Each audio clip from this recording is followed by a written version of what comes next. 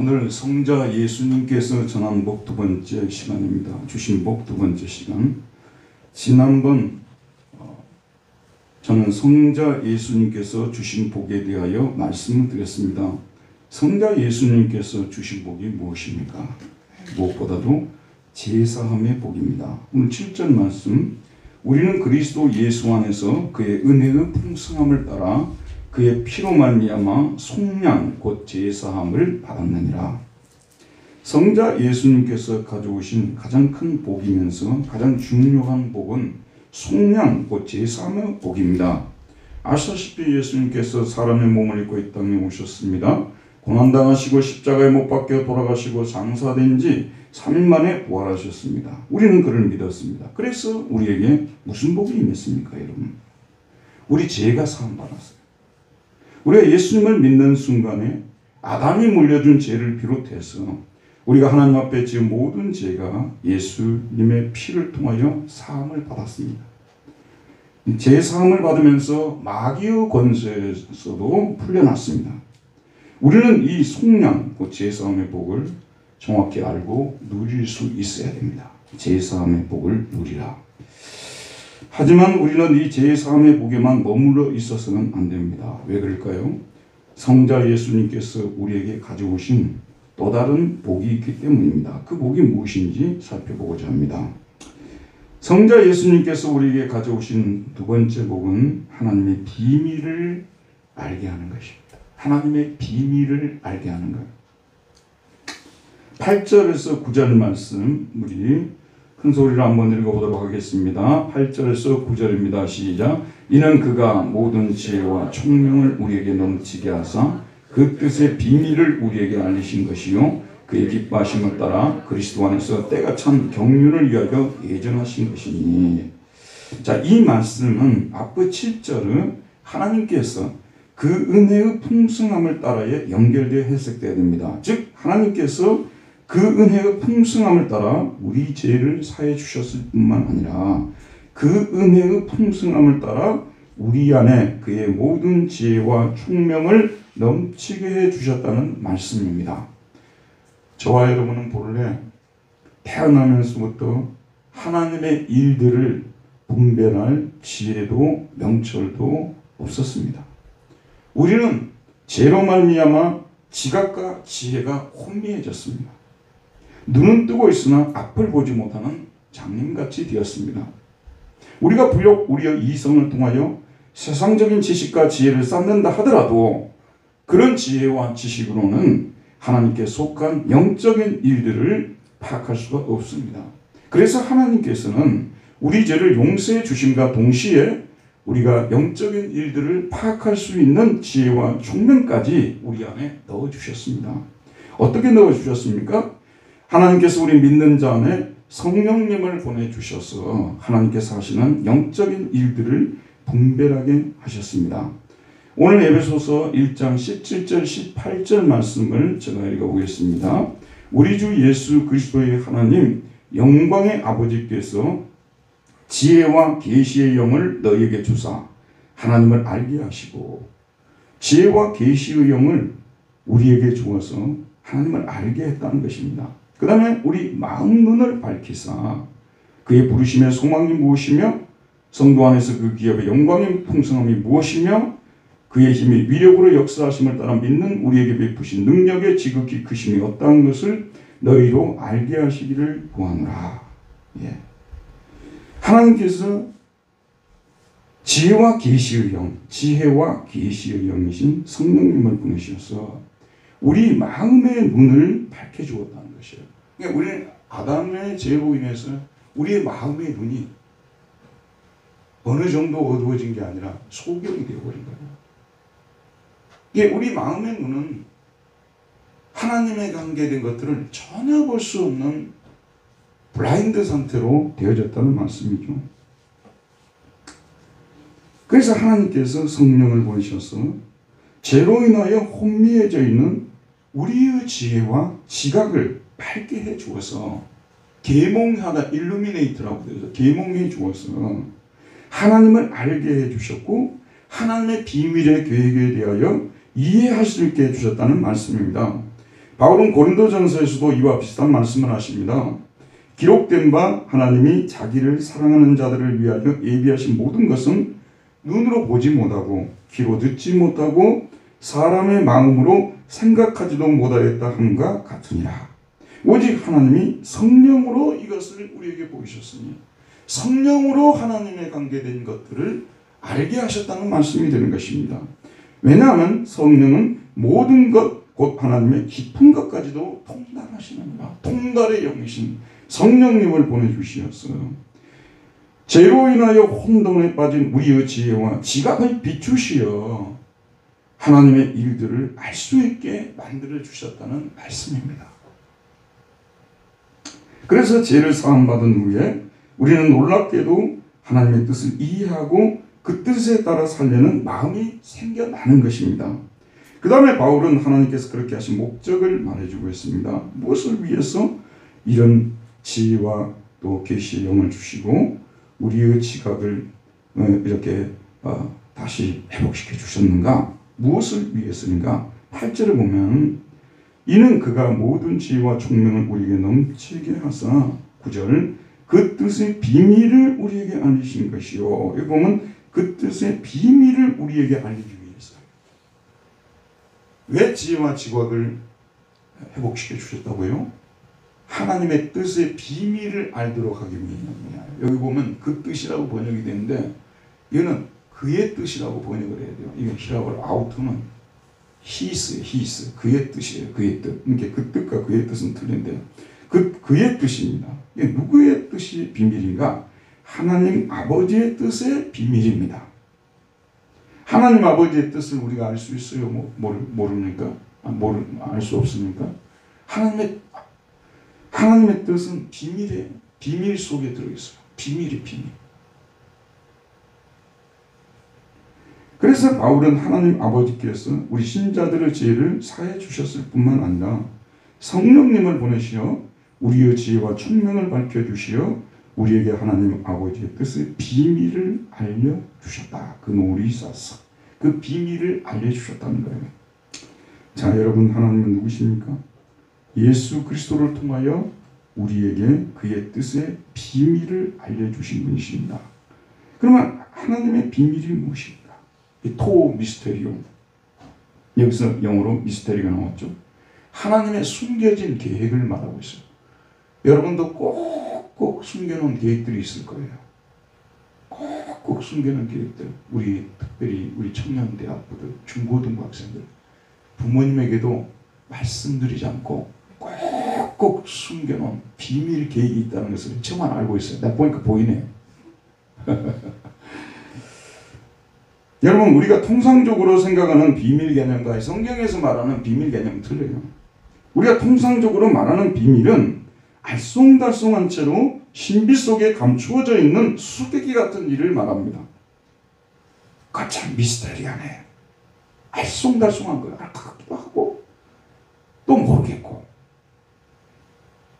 수수께끼 같아요. 이걸 비밀이라고 보통하잖아요. 근데 이 비밀이라는 이 말은요, 원래 비밀은 소수에게만 알려진다는 것이 포함되어 있어요. 비밀은 원래 소수만 알고 있어요. 그래서 여러분도 어떤 비밀이 있으면요, 옆에 사람, 친한 사람을 갖고 너만 알고 있어. 꼭 다른 사람한테 이야기하지 마라. 그러면 그 애가 다른 애들한테 뭐라고 했냐면 그 애가 다른 사람한테 얘기하지 말라고 나한테만 얘기하더라고 말하는 거예요. 비밀은 소수만 알고 있는 거죠. 바울 당시에는 영지주의자들이 비밀을 많이 강조했어요. 영지주의 그룹은 비밀의 지식을 가지고 있었어요. 근데 이 비밀의 지식은 구원 지식이에요. 사람을 구원하는 지식. 일반 교회에서는 그걸 배울 수가 없어요. 영지를 가진 사람들, 영적 지혜, 그노시스라고 하는데, 이 그노시스를 가진 사람들만 그 비밀을 알 수 있는 사람들이고 그들에게 배워야만 구원을 받는다고 이렇게 가르쳤던 것입니다. 하지만 바울이 말하는 비밀, 토미스테리움, 바울이 말하는 비밀은 하나님께서 영원 전에 수립해 놓으시고 우리에게 드러내실 때까지 꼭꼭 숨겨두셨던 구원 계획을 말합니다. 이게 비밀은 곧 구원 계획을 말하는 거예요. 하나님께서 만세전에 우리를 선택하시고 예정하시고 죄에 빠진 우리를 구원해 주시고 유대인과 이방인 그리고 하늘의 천군 천사까지 포함하는 하나의 우주적인 거대 제국을 세울 계획을 하셨습니다. 이 우주적인 거대 제국을 다른 말로 하나님의 나라라고 하는 거예요. 하나님의 나라를 세울 것을 계획하셨습니다. 그 계획은 하나님 아버지만이 아시고 천사들도 그리고 심지어는 아들에게조차도 알려주지 않았습니다. 하지만 때가 되었을 때 그 계획을 먼저는 예수님에게, 그 다음에는 12제자에게, 그 다음은 사도 바울에게, 그 다음은 예수님을 믿는 우리에게 알려주셨다고 말합니다. 자, 바울은 하나님께서 이 비밀 계획을 어떤 계기 때문에 왜 이 계획을 수립하셨는지에 대해서 말하고 있습니다.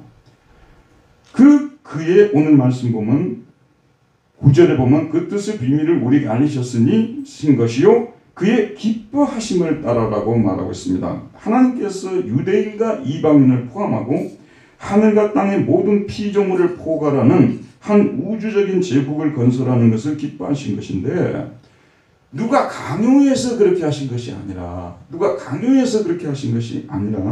하나님께서 그런 제국을 세우시는 것을 기뻐하셔서.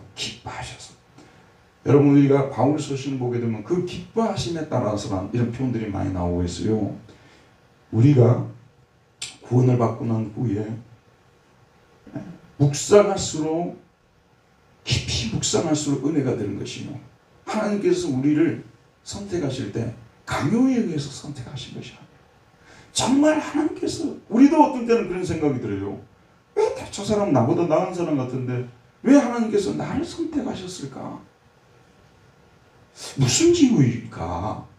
잘 들으세요, 여러분. 사람이 사람을 선택하는 것은요, 어떤 기업이라든지 돈 버는 일 외에 사람이 사람을 선택하는 것은요, 자기가 좋아서 선택하는 거예요. 동의가 되죠? 자기가 싫으면요, 남들이 아무리 좋다 해도 선택 안 해요. 너 나하고 놀자고 할 때는요, 자기가 좋으니까 놀자고 하는 거예요. 하나님께서 왜 우리를, 수많은 사람들 중에서 우리를 선택하셨느냐? 하나님께서 기뻐하셨어요. 여러분, 이걸 생각하면 은혜가 되는 거예요. 우리가 아들의 신앙, 종의 신앙으로부터 아들의 신앙으로 전향을 해야 되는데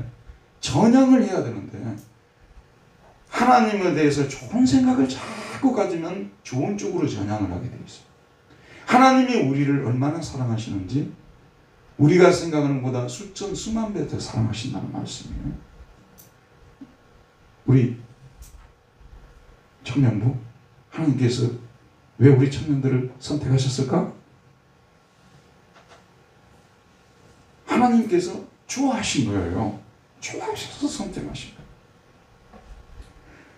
그 다음에 하나님께서 그 계획을 수립하신 시점에 대해서 말해주고 있습니다. 그게 9절에 나오는데, 그리스도 안에서 때가 찬 경륜을 위하여 예정하신 것이라고 말하고 있습니다.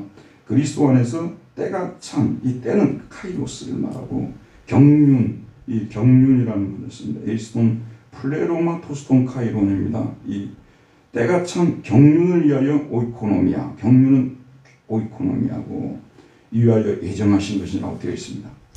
자, 먼저 어떤 근거에 의해서, 무엇 때문에 하나님께서 선택하셨을까? 기뻐하심에 따라서. 그 다음에 그리스도 안에서입니다. 엔 그리스도. 자, 들어보세요, 여러분. 바울 신학은 그리스도 안에서 신학이라고 말씀드려도 과언이 아닙니다. 여러분이 바울 서신 로마서부터 빌레몬서까지를 쭉 읽어보면 그 안에서, 그리스도 안에서, 그리스도 때문에, 그리스도를 통해서, 오늘 돌아가셔서 꼭 여러분 이 편을 가지고요, 꼭 색연필 가지고 에베소서 1장을 읽으면서요, 그리스도 안에서, 그리스도를 통해서, 그 안에서 몇 번이나 나오는가 꼭 조사를 해보시기 바랍니다. 처음에 제가 설교 시작하면서 30몇 번이나 나온다고 말씀드렸던가요? 많이 나오고 있어요. 심지어는 바울은 자기 안에 그리스도가 사신다는 말까지 썼어요. 여러분도 그렇게 말씀하실 수 있습니까? 그리스도께서 내 안에 사신다고까지 말했어요. 그리고 자기는 그리스도 안에 사신다고 말했어요. 산다고 말했어요. 바울은요, 세례를 결혼식에다가 비유했어요. 로마서 6장에 보게 되면. 평생토록 바울은 예수님을 자신의 신랑으로 모시고 사셨습니다. 부부관계가 매우 좋을 때가 비록 짧지만 여러분의 인생에서도 매우 좋을 때가 있었잖아요. 그러시죠? 매우 좋을 때, 아니면 그때는 주로 연애할 때겠죠. 입만 열면 그 사람 이야기를 하게 돼 있어요. 입만 열면 그 사람 이야기했어요. 왜냐하면 자기 안에 누가 있는 거예요? 다른 아무도 없어요. 자기 안에 누가 살고 있는 거예요? 연애하는 순간에 누가 살고 있는 거예요? 자기 안에 상대만 살고 있는 거예요. 내가 좋아하는 사람만. 그러니까 자기 안에 좋아하는 사람만 있으니까 항상 만나게 되면 뭐예요? 말하게 돼 있죠. 제가 한때 바둑에 빠진 적이 있어요. 바둑을 계속 두었으면요, 지금 제가 아마 적어도 한 2단 정도는 두었어요. 대학교 1학년 때 제가 한 4국을 두었습니다. 바둑에 빠지게 되면요, 밤낮이 없습니다. 밤낮이 없어요. 설교를 하면서도 이 바둑이 지금 바둑판이 보이게 되는 것이죠. 만나면 바둑 이야기예요. 요즘은 골프에 빠진 분들이 계시죠. 골프에 빠진 분들은 맨날 골프 얘기를 하는 것이죠. 또 요즘은 주식에 빠진 분들도 많죠. 그래서 요즘 만나면 주식 얘기를 하죠. 사람은 자기 안에 있는 얘기를 밖으로 이렇게 하게 돼 있는 거예요. 여러분, 일주일 동안을 지내면서 여러분이 예수 그리스도라는 말을 몇 번이나 입에서 꺼내고 있는지 한번 여러분들이 좀 조사를 해볼 필요가 있어요. 왜냐하면 그리스도가 그 안에 있는 사람은 그리스도를 입에서 말할 수밖에 없게 있어요. 예수님께서는 이 땅에 오셨어요. 천국 얘기를 그렇게 많이 했어요. 비유도 천국 비유잖아요. 회개하라, 어디가 가까웠다고요? 천국이 가까이 왔네. 왜냐하면 예수님의 마음속에는 뭐가 있기 때문에요? 천국이 있기 때문에 천국 얘기가 나오는 거예요. 여러분, 제가 이 말씀 드리는데 우리가 이런 상태에 계신 분들도 있고 계시지 않은 분들도 계실 것입니다. 하지만 우리 안에 그리스도가 거하고 있다는 사실을 생각하면서 입으로 늘 고백하는 신앙이 되어야 되는 거예요. 바울은 글을 써나갈 때도요, 몇 줄을 못 가서 그리스도 안에라는 거예요. 그리스도 안에서. 약방에 감추가 없으면 안 되죠. 그러듯이 그의 신학에는 그리스도 안에서를 빼고 나면 신학이 성립이 될 수 없을 정도예요. 요즘 신학자들은 그리스도 안에서 빼고도 신학만 잘해요. 책도 이렇게 두꺼운 책들 수도 없이 써내고요. 근데 바울에게서는 그런 게 없어요. 입만 열면 그리스도예요. 그리스도 안에서요. 철저하게 하나님의 계획을 그리스도 때문에 그리스도를 위해서 수립했다는 것을 말씀하고 있는 것입니다. 그 다음에 하나님께서 이 나라를 세우겠다는 이 계획을 먼저는 누구에게 알렸냐 그러면은 세상의 수많은 사람들 중에서 얼마나 많은 사람이 있어요. 근데 누구에게 알렸냐 그러면은 오늘 우리식으로 하자면 터키나 이라크 사람들한테 알린 거예요. 유브라테스 그 강 티그리스 그쪽에 있는 사람들 있잖아요. 메소포타미아. 그쪽 지금 이라크나 이란이라든지 지금 터키 이쪽 지역 아니요. 내가 그 사람들 가서 똑바로 봤어요. 얼굴이 어떻게 생겼는지. 지금도 여러분들 보시면 딱 터키 사람 치면 나오잖아요. 근데 그렇게 생긴 사람한테 이야기한 거예요. 그 아브라함에게 먼저 하나님의 이 나라를 세상에 건설할 것에 대해서 그 나라를 이끌어 가실 분이 예수 그리스도시라는 것을 알려주신 거예요. 그리고 좀 더 구체적으로는 야곱의 12아들들 중에서 유다 지파 다윗의 자손에게 알리신 거예요. 그래서 다윗이 구체적으로 다윗을 지명해서 너의 후손에게서 메시아가 태어날 것이고 그를 통해서 천하 만민이 구원을 받을 것이고 유대인 이방인을 포괄하는 우주적인 한 나라가 이 땅에 세워질 것에 대해서 말씀해 주셨습니다. 자, 그런데 아직까지도 때가 차지 않았어요. 비로소 때가 찼을 때, 여기 때는 카이로스라고 해요. 여러분 잘 아시다시피 때는 히라브로 두 가지입니다. 하나는 크로노스고요. 이거는 연대기적인 시간이고 달력의 시간입니다. 그리고 크로노스는 무르익은 시간이에요. 아, 저 친구 결혼할 때가 됐다. 우리 이은모 강도사가 결혼할 때가 됐을 때 그때예요. 나이도 그만큼 찼고 정신적으로도 그만큼 성숙해 있고 경제적으로도 갖추어져 있고 그래서 이제 결혼할 때가 되었다 할 때 그걸 카이로스라고 하는 거예요. 카이로스가 된 거죠. 이 카이로스가 되었을 때, 그러니까 하나님이 오랫동안 기다린 거예요. 그 카이로스가 되었을 때, 여러분 주변에 너무너무 사랑하시는 분들이 있죠. 근데 그들이 아직 하나님께로 돌아오지 않고 있어요. 왜 돌아오지 않는 줄 아십니까? 엄밀하게 따져보면 하나님의 카이로스가 아직 되지 않아서 그런 거예요. 좀 더 무르익어야 돼요. 좀 더 무르익어야 돼요. 근데 이게 무르익었을 때 여자의 몸에서 동정녀 마리아를 통해서, 동정녀 마리아의 태를 통해서 예수님을 이 땅에 보내주신 것입니다. 바로 그리스도 안에서 때가 찬 경륜을 위하여 애정하신 것이니, 그때를 위해서 예수님이 태어나실 그때까지 이 계획을 미루었던 거예요. 무르익을 때까지 두신 거예요. 그리고 마침내 때가 되었을 때 이제 예수님을 보내셔서 십자가에 죽게 하시고 또 3일 만에 부활하게 하심을 통해서 본격적으로 이 땅에 하나님의 나라를 세우기를 시작하셨다는 말씀이 되는 것입니다. 자, 그러면 하나님의 계획의 구체적인 내용, 저는 개괄적인 지금 내용을 말씀드렸잖아요. 좀 더 구체적으로 우리가 보도록 할게요. 10절 말씀을 우리 다 같이 한번 읽어보도록 하겠습니다. 10절입니다. 시작. 하늘에 있는 것이나 땅에 있는 것이 다 그리스도 안에서 통일되게 하려 하십니다. 하늘에 있는 것이나 다 에피토이스 우라노이스, 하늘에 있는 것들이나 땅에 있는 것이 다 에피테스겠습니다. 다, 모두 다, 여기서 판타, 히라버로 판타예요. 판타. 전에 설교에서 말씀드렸죠. 우리가 마시는 판타가 모두 에브리싱이라는 뜻이에요. 모두. 이거 히라버에서 그대로 옮겨놓은 거예요. 판타. 그래서 어렸을 때는 제가 판타를 좋아해서 그냥 무조건 마셨습니다만은 나중에 뜻을 생각해 보니까 우리들이 갖춰야 될 모든 영양소를 그 속에 다 넣어놨다 그 말이에요. 그래서 판타가 된 거예요. 판타가 그래서 된 거예요. 모두 다 그리스도 안에서, 엔토 그리스도 안에서 통일되게 하려 하십니다. 여기 보면 어떤 단어가 나와요? 하나님께서 때가 됐을 때 예수 그리스도를 이 땅에 보내주신 것은 하늘에 있는 것들이나 땅에 있는 것들이 다 그리스도 안에서 어떻게 되기 위해서라고요? 통일되게 하려 하십니다. 근데 이 성경 66권에 통일이라는 단어는 여기 이 부분에 나오는 거예요. 에베소서에, 정확하게 에베소서에만 나와요. 통일이라는 말, 통일. 여러분 근데 혹시 한자 사전에 통일이라는 이 단어를 찾아보셨습니까? 통합할 통자로 생각하시는 분들이 의외로 많을 거예요. 통할 통자 이런 거요. 근데 그게 아니고 이 통자를 찾아보면요, 거느릴 통자예요. 거느릴 통. 그리고 한일자예요. 이게 뭘 거느린다는 말이 여기 지금 나오고 있는, 거느린다는 거. 이게 하나로 만들어서 거느린다, 그런 뜻이 들어가 있어요. 또 우리가 이제 좀 더 나아가서 단어 말고 남북통일 한번 생각해 보자고요. 우리의 소원은 통일, 꿈의 소원은 통일하시죠. 근데 이 통일이라는 이 말 속에는요, 본래의 상태로 복구시킨다는 뜻이 있어요.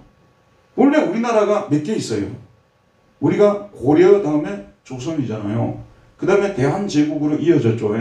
몇 나라였어요? 한 나라였죠. 그런데 6.25 전쟁을 계기로 해서 남과 북으로 나누어졌던 것이죠. 그럼 우리가 통일을 한다는 말은 무슨 뜻입니까?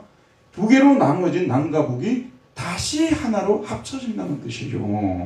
근데 이게 놀랍게도 이러한 의미가요, 거느린다는 의미, 다시 합쳐진다는 이 의미가 히라버, 통일하다는 히라버 아나케팔라이오 이 단어 속에 그대로 들어있어요.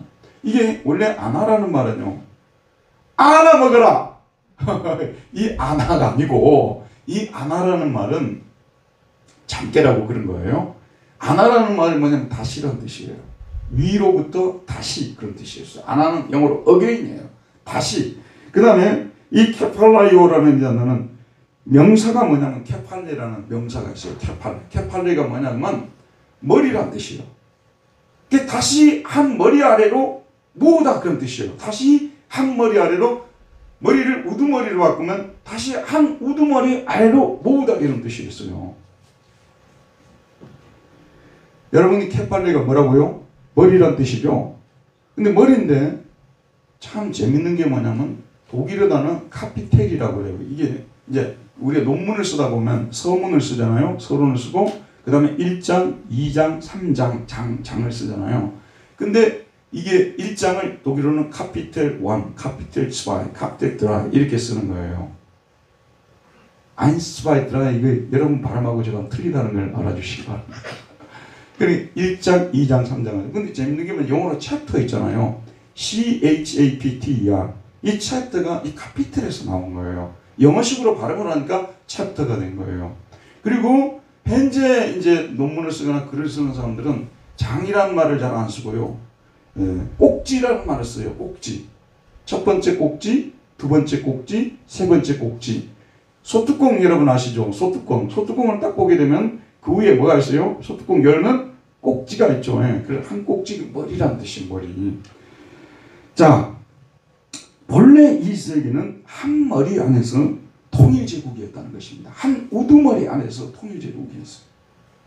본래 하나님께서 예수 그리스도를 우두머리로 세우시고 하늘에 있는 천사들 그리고 땅에 있는 사람들과 짐승들 그리고 모든 피조물들이 하나가 되어 살게 하셨다는 거예요. 원래는 하나의 제국이었어요.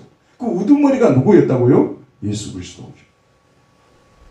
그런데 여러분이 아시다시피 세상이 창조되기 전에 이미 천상에서 반란이 일어났어요. 누가 반란을 일으켰습니까? 천사장 루시퍼가. 그의 이름을 마귀라고도 하고 사탄이라고도 하는 천사장 루시퍼가 반란을 일으킨 것입니다. 그래서 그와 그 반란에 가담했던 천사들이 공중으로 쫓겨난 거 아니겠어요?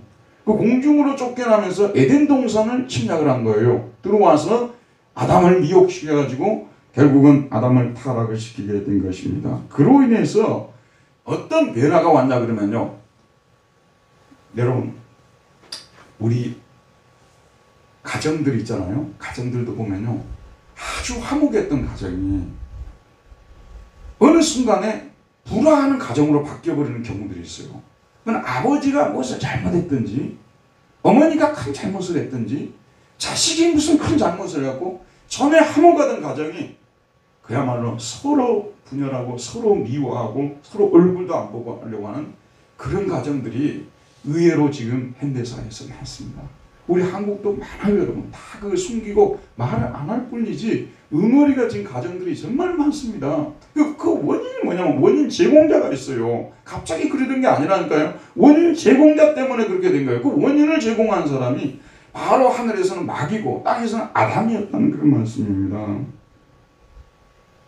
그래서 통일제국이 무너져버려요. 그러니까 하늘과 땅이 나누어지게 되고 또 이 땅에 있는 나라와 나라, 민족과 민족, 종족과 종족이 서로 나누어지고 나와 너가 나누어지는 그런 상태로 들어오게 되었다는 말씀이 됩니다.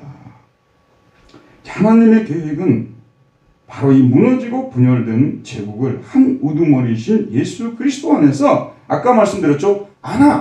다시 위로부터 다시 하나님의 능력으로 다시 예수 그리스도를 우두머리로 한 처음에 그 나라를 복원시키는 것, 이것을 갖다가 뭐라고 한다고요? 통일시킨다는 그런 뜻입니다. 통일시킨다.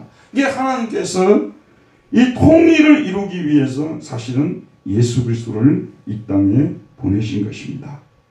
예수 그리스도는 이 하나님의 통일 제국을 세우기 위해서 다시 본래의 모습으로 복구시키기 위해서 만유 재통일 계획을 가지시고 이 땅에 오셔서 십자가에 못 박히시고 부활하셨다는 말씀이 되는 것입니다.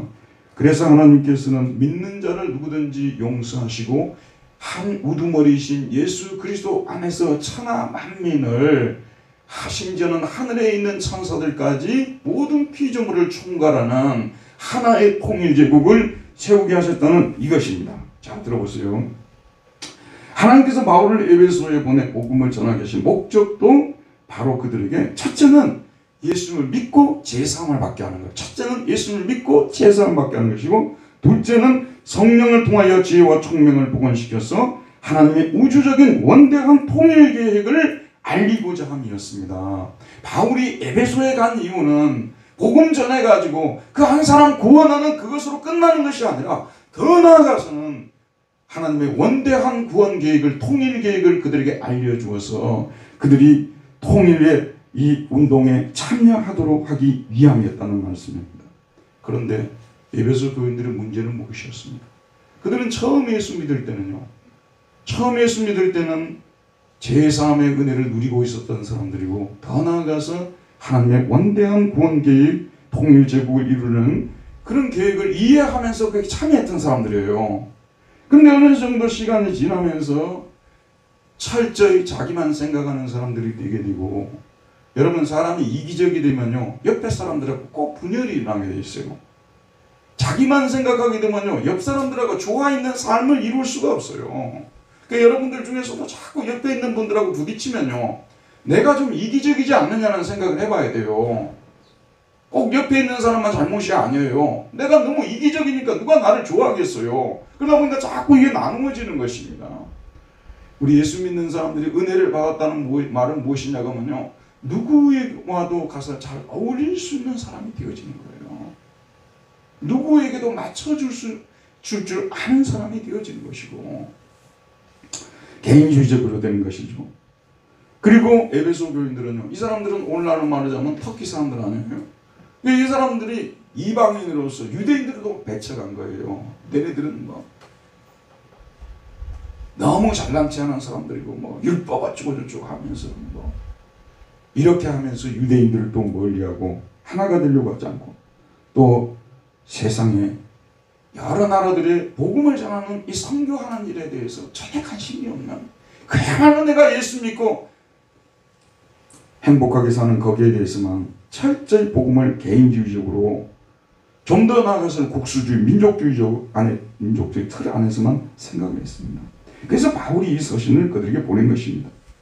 그들에게 하나님께서 만세전에 세워놓으신 비밀의 계획을 알리고자 함이었습니다. 그런 에베소 교인들이 예수 그리스도를 통해서 어떤 은혜를 받았는지를 생각하게 하고 싶었습니다.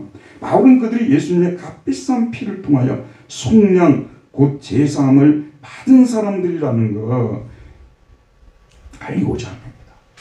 구원이요, 그냥 주어진 것이 아니에요. 속전을 치르면서 우리에게 주어진 것이라고 말씀드렸죠. 그 속전이 예수님의 피입니다. 예수님의 피를 통해서 우리가 그 피를 지불하면서 하나님께 지불하면서 우리가 제사함을 받게 되고, 이렇게 마귀의 권세로부터 해방되었고, 우리 믿는 사람들은요, 죽는 날까지 이 은혜를 잊지 말아야 돼요. 제사함을 우습게 여기는 기독교는 참된 기독교가 아닙니다. 우리는 일평생 동안 제사함에 대해서 묵상하며 나를 용서해 주신 하나님을 찬양하고, 놀라운 역설이 있어요. 나이가 들고 신앙생활을 오래 하면 할수록요, 자신의 죄로 인해서 상당히 괴로워하는 사람이 되게 되어 있어요. 교회 역사를 공부를 해보게 되면 어거스틴이라든지 키프리안이라든지 초대교회의 이레니우스라든지 유명한 교부들의 삶을 찾아보게 되면요, 그 사람들이 죽음을 앞두고 죄 때문에 많이 괴로워했어요. 많이 괴로워했어요. 예수를 믿고 난 후에도 왜 내가 그런 어리석은 짓을 했을까? 왜 내가 그런 죄를 지었을까? 우리가 보통 제사함을 누리라, 인조이하라고 할 때요, 나는 제사함 받았어, 나는 예수의 피로 제사함 받았어 하면서 막 사람들한테 소리치고 자랑하고 그걸 누리는 게 아닙니다. 제사함을 받기는 받았지만요, 너무나 죄송스러운 거예요. 너무나 부끄럽고요, 너무 고통스러운 것입니다. 그러는 가운데서 십자가를 생각하고 그 보혈을 피고 주님께서 나를 용서해 주셨다는 사실을 생각하면서 다시 한번 은혜를 받고 힘을 얻는 거예요. 그게 제사함을 누린다는 뜻이에요. 이 엔조이란 말 딴 게 아니고 그게 인조이라는 것입니다. 세월이 가면 갈수록 우리가 남는 것은, 쌓이는 것은 뭐냐면 죄밖에 없어요.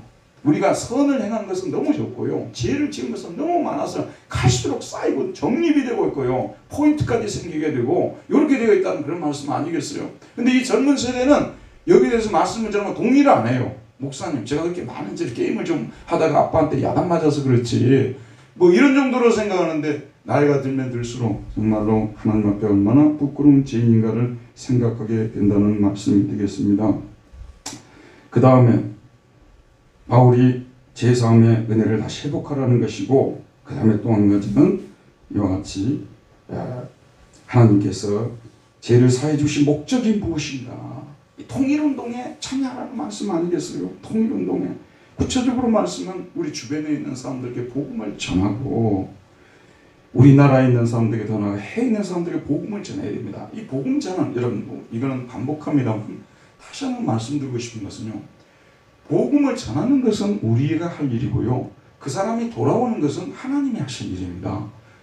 제가 여기 2층에 가면 목양실 있잖아요. 그 옆에 가면 이발관이 있습니다. 벌써 제가 온 지가 거의 10년이 다 돼가니까 뭐 이분한테 가서 저는 이발을 하거든요. 머리끝부터 발끝까지 세상 사람이에요. 세상이 가득 찬 사람입니다. 제가 이런 말씀을 전하는 사람으로서, 또 옆에 방을 쓰는 사람으로서, 그래도 한 번은 내가 이분한테 복음을 전해야 되겠다는 생각이 들더라고요. 지난번 이발하러 가서는 두 사람밖에 없었어요. 아무도 없었어요. 그래서 제가 그분에게 복음을 전했습니다. 복음을 전해서 이제 그분이 돌아오고 돌아오지 않는 것은 이건 하나님께서 하실 일이에요. 여러분, 저와 여러분들이 복음을 전하는 이유가 뭐냐면요, 내가 전한다고 저 사람이 돌아올까? 그것 때문 아니에요. 내가 전할 뿐이에요. 돌아오고 돌아오지 않는 것은 하나님의 소관입니다. 그럼 복음 전하는 걸 너무 어렵게 생각하지 마시기를 바랍니다. 통일운동한다는 것을 너무 거창하게 잡으면 안 되는 거예요. 통일운동은 내가 아는 사람에게, 가까이 있는 사람에게 복음을 전하는, 그것이 통일운동을 하는 것입니다. 그리고 우리는 더 나아가서 우리나라에 있는 사람들, 더 나아가서는 해외에 있는 사람들에게 복음을 전해야 되는 것입니다. 그래서 교회에서 선교는 해도 되고 안 해도 되는 옵션의 문제가 아니고, 이 교회가 설립이 된 목적이 무엇이냐면 이 통일의 복음을 온 세상에 전하도록 하기 위함인 것입니다. 반드시 선교하는 교회가 되어야 되는 것입니다. 어떻게 보면 우리 교회가 지금 돕고 있거나 파송하고 있는 선교사님들 때문에 우리가 지금 살고 있다고 해도 거꾸로 말할 수도 있는 거예요. 우리는 얼른 생각하면요, 우리 때문에 선교사님들이 구원받아갖고 잘 살고 있구만, 이렇게 생각하시는데 거꾸로 생각하기 정답이에요. 사실은 그분들 때문에, 그분들의 헌신들 때문에 우리가 지금 현재 고이고이 살아가고 있다고, 이렇게 말씀을 드릴 수 있는 것입니다. 그래서 이 복음을 전해서, 복음을 전할 때 비로소 이 세계는 하나가 될 수 있어요. 민족과 민족의, 제가 독일에 좀 오래 살았잖아요. 터키 사람을 그렇게 싫어합니다. 독일 사람들이 터키 사람 원수요, 원수. 근데 이 사람들이 노동비자 합법적으로 신청해서 들어오는데 막을 길이 없어요. 그러면 들어오면 보통 한 집에 한 8명씩 얘기를 나와버린단 말이에요. 뭐 어떻게 되겠어요, 여러분? 이미 영국은 말로 할 수 없을 정도로 많은 이슬람 사람들이 취업을 했잖아요. 독일도 지금 그러고 있어요. 켈른 같은 데는 더 많고요. 베를린도 많고요. 네. 이 민족과 민족이요, 독일인들이 열등의식 때문에, 특별히 독일인들이 아니라 히틀러가 열등의식 때문에 유대인들을 그렇게 잡아 죽였잖아요. 이 민족과 민족의 장벽이 있잖아요. 솔직히 말씀드리면 우리나라 사람들도 일본 사람 싫어하잖아요. 여기 일본 사람 좋아하시는 분 손 한번 들어보세요. 일본 사람 우리도 싫어하잖아요. 그러니까 민족과 민족의 장벽이 얼마나 큰가를 제가 말씀드린 거예요. 이건 복음이 아니고서는요, 죽어도 하나도 깨어질 수가 없어요. 거꾸로 우리가 일본 사람 만났어요. 그 사람은 교회 다닌 사람 있지 않습니까? 뭐 한 이틀밖에 안 됐는데도요, 나하고 오랫동안 같이 있었던 사람인 것처럼 그렇게 느껴지게 돼 있어요.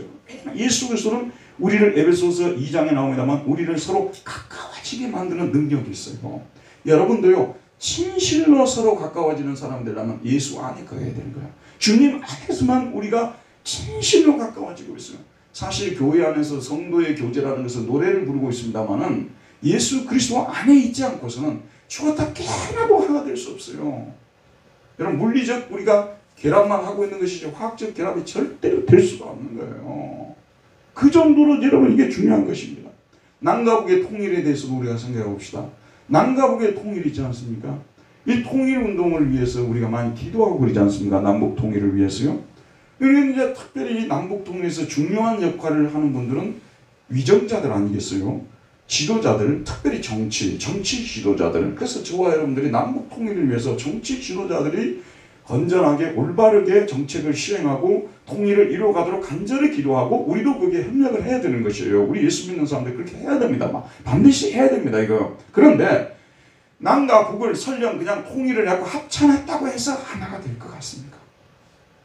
우리 남쪽에 있는 분들요, 북쪽으로 몰려갈 거예요. 땅 투기하러요. 유명하잖아요, 우리나라 땅 투기요. 북한 사람들을 인격적으로 대할 것 같습니까?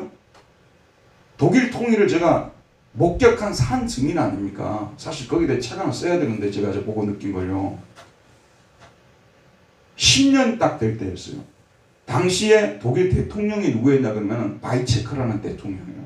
여러분이 잘 아시는 대로 독일은 의원 내각제예요. 그래서 정치는 다 누가 하냐면 수상이 하는 거예요. 지금 여자 대통령, 여자 수상 앙겔라 메르켈이 하잖아요. 그럼 대통령은 뭐냐 그러면 주로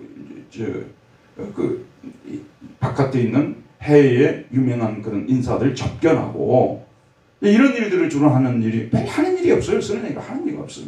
근데 굉장히 존경하는 사람들을 그 사람 그 자리에 앉잖아요. 독일인들이 존경하는 사람만. 그러니까 바이체크는 지금까지 존재했던 대통령 중에 가장 존경받는 사람이었어요.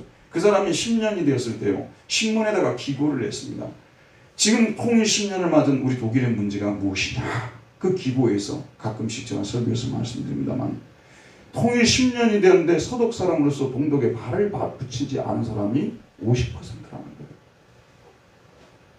서독에 잘 사는 지역에요. 동독에 돈 많은 사람들이요. 살짝 들어와서 살아요. 살짝 들어와서 사는데 살짝 들어와서 살아도 분명히 금방 눈치채버려요. 그래서 그 사람들 오씨라고 하는데 이 오씨 동독 출신의 사람들이 서독 지역에 좋은 지역에 금싸라기 지역에 와서 살 수가 없게끔 되어 있어요. 그래서 중요한 것이 무엇이냐 그러면 여러분 남과 북의 통일을 위해서도 우리가 기도를 하고 노력을 해야 되지만 복음이 아니고서는 진정한 통일이 없다니까요. 남북 통일을 말하기 전에 우리 교회 안에서부터 통일이 돼야 돼요. 남북 통일보다 더 중요한 것이 먼저 선행돼야 될 것이 동서의 통일이라고 말하지 않습니까? 아시죠 여러분? 동서의 통일. 동서가 너무 심하게 이게 서로 나누어져 있지 않습니까? 들어보십시오 여러분. 심지어는 우리 한국에서는요. 예수를 믿는 사람들도 동서로 다 나누어져 있어요. 심각합니다. 제가 우리 교회 우리 동창회 폐지를 못 들어간다 그러잖아요. 그 정도로 이게 제가 드린 말씀드리면 유의해서 드려야 돼요. 진정한 통일은 예수 안에서 하면 불가능해요. 심지어는 부부관계도요. 예수 그리스도 안에 서로가 있지 않으면 진정한 통일을 기대할 수가 없어요. 그냥 사는 경우들이 많아요. 예수 그리스도 안에 있을 때. 부모와 자식 간에도 예수 그리스도 안에 있을 때 진짜 하나가 될 수가 있어요. 여러분 이걸 갖다 놓쳐버리게 되면요. 예수님을 헛믿는 것입니다. 그래서 우리는 어찌든지 그 사람이 예수님을 영접하도록 예수님을 전해줘야 되는 것이에요. 남북 통일을 위해서 우리가 힘써야 됨과 동시에 동서 통일을 위해서 힘써야 됨과 동시에 우리는 더 나아가서 우주적인 하나님의 나라를 복음으로 통일하고자 하는 이 하나님의 통일 계획을 바라보면서 열심히 우리가 기도하고 복음을 전하는 일에 목숨을 걸어야 된다는 말씀이 되는 것입니다. 마지막으로 한 가지만 말씀드리고 마칠게요. 자기 혼자만 생각하잖아요. 자기 혼자만 돈 벌어서 자기 혼자서 행복하고요. 절대로 행복해질 수 없습니다. 그렇게 여러분 꼭 해보시길 바랍니다. 돈 많이 벌어갖고요. 자기 혼자 행복하고 남하고도 안 만나고 돈도 쓰지도 않고 나 혼자만 행복을 이루려 해보세요. 죽었다 깨어나도 행복할 수가 없습니다. 왜냐하면 하나님이 어떤 분이신 줄 아십니까? 여러분이 지금 일상생활에서 일어나는 일들 있지 않습니까? 우연히 일어나는 일이 없어요. 여러분이 행복하다고 하는 순간에 하나님께서 한순간에 그걸 무너뜨려 버릴 수 있어요. 하나님은 모든 걸 다 할 수 있는 분이시기 때문에 우리는 그렇게 살면 안 됩니다. 정말 우리는 제3의 은혜에 감사하면서 이 생명의 복음을 세상에 전해야 되겠다는 생각을 갖고 교회는 바로 이와 같은 일을 위해서 부름받은 사람들의 모임 아닙니까? 통일운동을 위해서 이곳에 와서 헌신하고 봉사하고 또 성도의 교제를 나누고 밖에 나가서는 복음을 전하고 많은 사람들이 그런 고백을 해요. 이거는 경험을 통해서 주로 알 수 있는 거지 이론적으로는 설명이 어려워요. 분명히 교회에다가도 헌금을 많이 내요. 게다가 또 이웃을 돕는 일에도 돈을 쓰고요. 또 선교헌금도 내고 그래요. 그러면 이 사람 망해야 되거든요. 완전히 가난해지고 거지가 되어야 되거든요. 참으로 놀라운 역설이에요. 여러분. 놀라운 역설이라니까요. 놀라운 역설이에요. 우리가 하나님께 먼저 드리려고 하지 않습니까? 주님이 기뻐하는 그런 일들을 위해서 사실 선교라는 것도요. 여러분이 생각할 때 선교가 그냥 열심만 갖고 열정만 갖고 되는 것 같죠? 천만의 말씀입니다. 예를 들어서 우리가 지금 미얀마 있지 않습니까? 미얀마에 선교사님을 한 분을 보내고 싶은 거예요. 여러분 그 사람한테 돈이 얼마 들어가겠습니까? 갈 때 모든 수속을 밟아야죠. 거기 방어돼야 되죠. 맞죠 여러분? 기본적으로 한 달 동안 생활해야 되죠. 적어도요 300만 원 이상을 가져야만이 한 선교사가 선교 활동을 할 수가 있어요. 말하자면 선교사님들이 돈이 없으면 선교를 할 수가 없어요. 그럼 그 돈은 어디서 나와야 되냐? 우리가 그 돈을 내야 되는 거예요. 우리가 그 돈을 내야 된다고요. 우리 오늘 우리 청년들 처음 예수 믿을 때부터 하나님께 드리는 훈련을 정확하게 하는 것이 좋아요. 부모님한테 용돈을 10만 원 받으면 만 원을 11조로 드리는 훈련을 지금부터 하는 게 좋습니다. 그래서 하나님께 드리는 것을 성경금을 들고 즐거이 그거 해야 돼요. 내가 가지 못할 거 그들이 갖지 않습니까 여러분? 내가 가지 못할 거 그들이 갔어요. 우리는 보내는 선교사가 되어야 되는 것이죠. 교회가 이 땅에 존재하는 목적이 무엇인지를 정확하게 해야 됩니다. 여러분 우리 교회는 이 통일운동을 위해서 존재하고 있는 거지 우리 개개인이 예수 믿고 복받고 우리 개개인 신간 편하려고 교회가 존재하고 있는 것은 아닌 것입니다. 절대 이 점을 잊지 말아야 되는 것. 제가 이 목회를 하지 않습니까? 여러분 생각할 때 아무 생각 없이 하는 것 같이 보일 수도 있을 거예요. 생각이 없는 게 아니에요. 우리가 복음을 전하고 이처럼 하는 것은 사실은 민족에게 종족들에게 복음을 전해서 어떻게 해서든지 주님께로 돌아오고 오늘 주일임 성교사 1부에 참여하고 2부에 안 오셨는데요. 사실 이분에게 우리가 성경금을 제일 많이 보냅니다.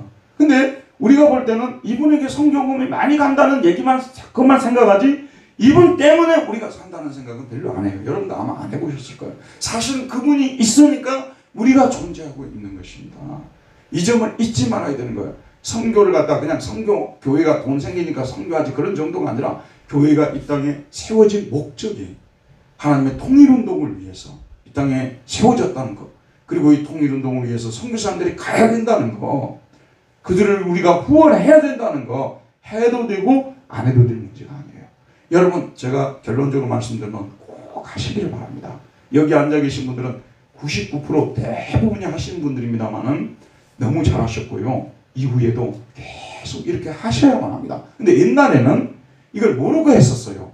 원리를 모르고 했었어요. 오늘 제가 왜 이걸 해야 되는지 정확한 원리를 여러분에게 가르쳐 드렸습니다. 왜 우리가 이걸 해야 되는지 그러니 여러분 지금부터 특별히 우리 청년대학부 우리 학생들 지금부터 정말 꿈을 품고 하나님의 선교를 위해서 통일운동을 위해서 헌신해야 되겠다는 그런 생각을 가지고 열심을 내고 인생의 목표를 정하시고 살아가시기를 주의 이름으로 축원드립니다. 은혜로우신 우리 아버지 하나님 오늘도 생명의 말씀을 통해서 우리 주 예수 그리스도를 통해서 우리를 부르신 것은 우리의 죄를 용서해 주기 위함이고 더 나아가서는 우리가 하나님의 원대한 계획을 깨달아서 통일운동에 참여하게 하도록 하기 위함이라는 것을 배웠습니다. 이 말씀을 마음속에 새기고 남은 인생을 오직 주를 위해서 충성봉사해서 영원한 하늘나라에서 하나님과 함께 믿음의 백성들과 함께 영원토록 살아가는 우리 모두가 되도록 도와주시옵소서. 예수님의 이름으로 기도하였습니다. 아멘.